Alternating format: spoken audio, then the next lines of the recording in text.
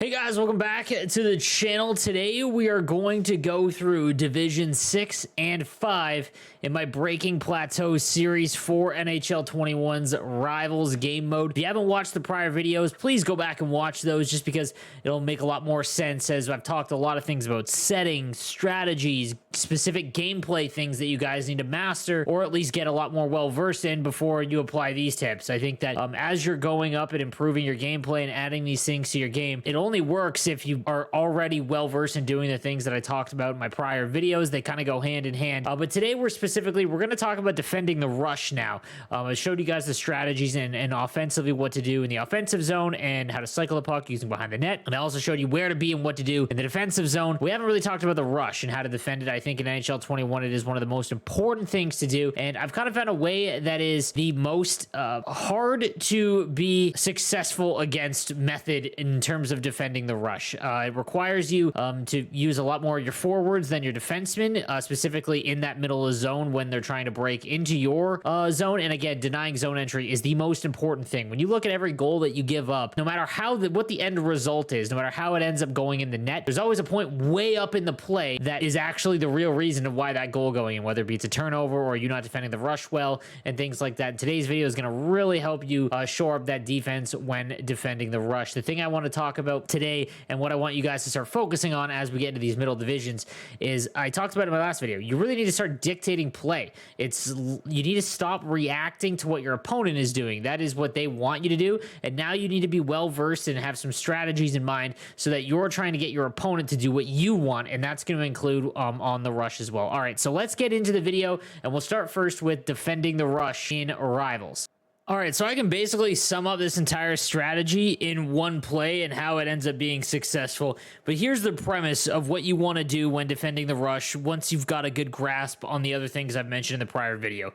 So what I've come to notice in NHL 21, the way that the meta is that your opponent is going to have a lot harder time to get around your defenseman at the blue line than your actual, a human controlled player. And it's just by the nature of how humans actually attack at the blue line, whether it be with a R1 or especially if your opponent is really good at making those cut teaks or they back into your zone. So they're trying to draw penalties by you hitting R1.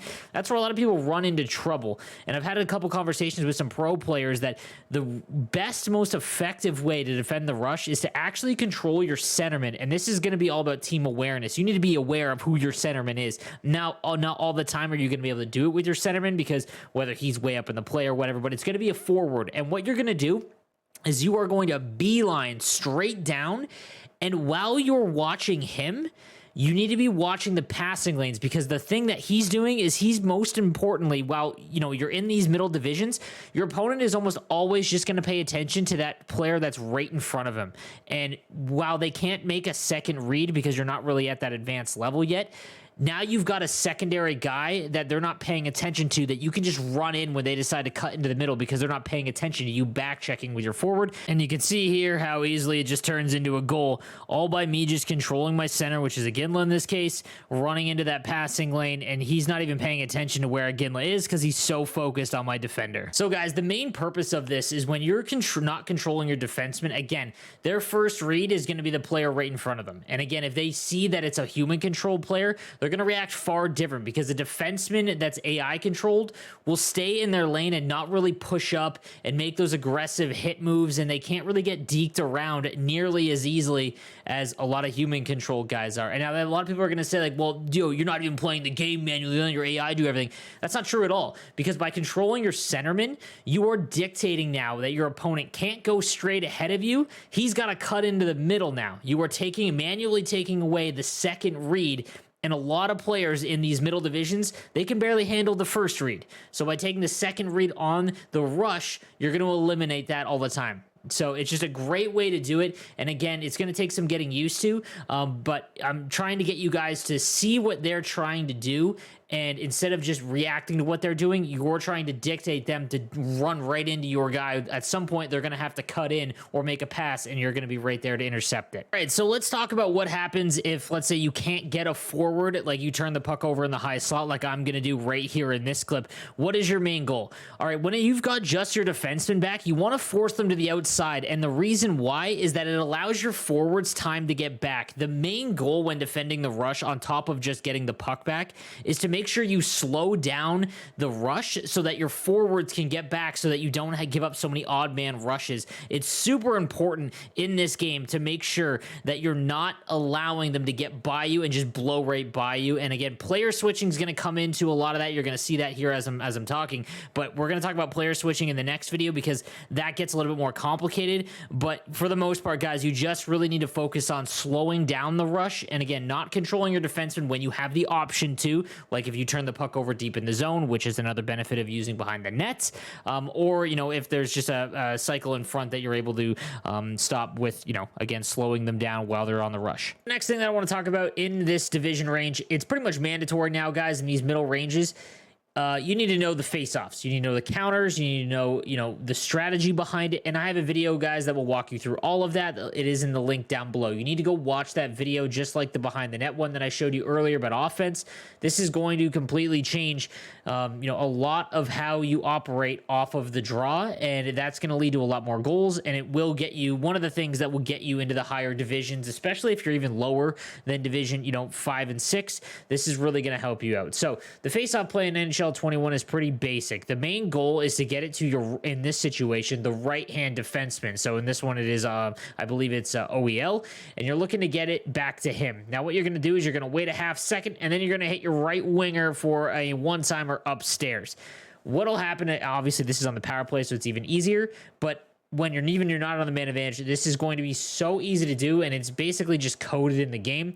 Unless someone is actually playing to defend this specifically, it's basically going to go in every time. You need to learn this play because it is going to lead to a lot of goals for you guys. And in the middle ranges, people just don't know how to defend it, and that's why it's so effective. And then the last thing I want to go over today is the breakout. I feel like a lot of players, especially in these middle ranges, they don't do well when someone's using, aggressive forecheck and things like that. You just kind of get lost, and that's, well, what I mentioned earlier, because you're just going after your first read.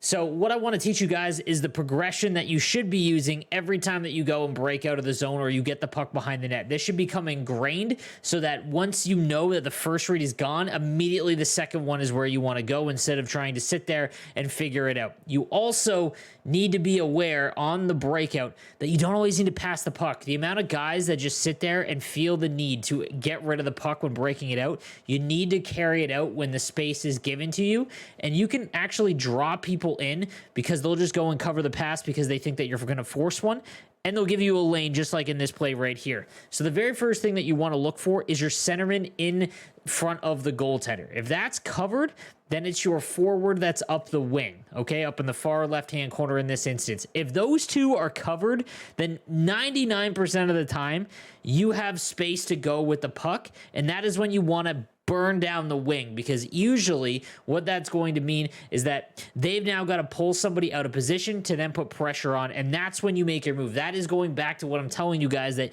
don't react to what they're doing, make your opponent react to what you're doing. So that's what happens in this play here. All right, guys, so just to recap again, today we talked about defending the rush, and again, using your centerman or a forward to really help you out and give support to allow your defenseman, as long as he's back in time, to cover the blue line.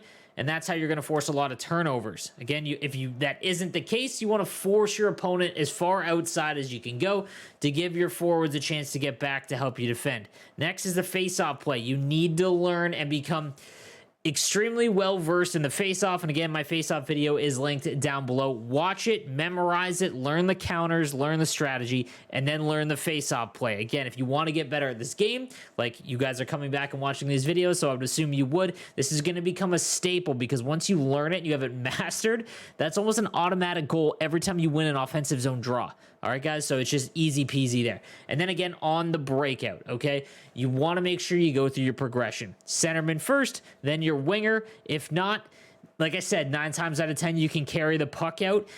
Take the space that is available to you guys. Don't just pass the puck for the sake of passing in the puck, because that is what leads to those stretch passes where they just get picked off easily. All right, guys, again, let me know what you think in the comments section down below, and please subscribe for daily NHL content. I'll see you next time. Have a good one, fellas.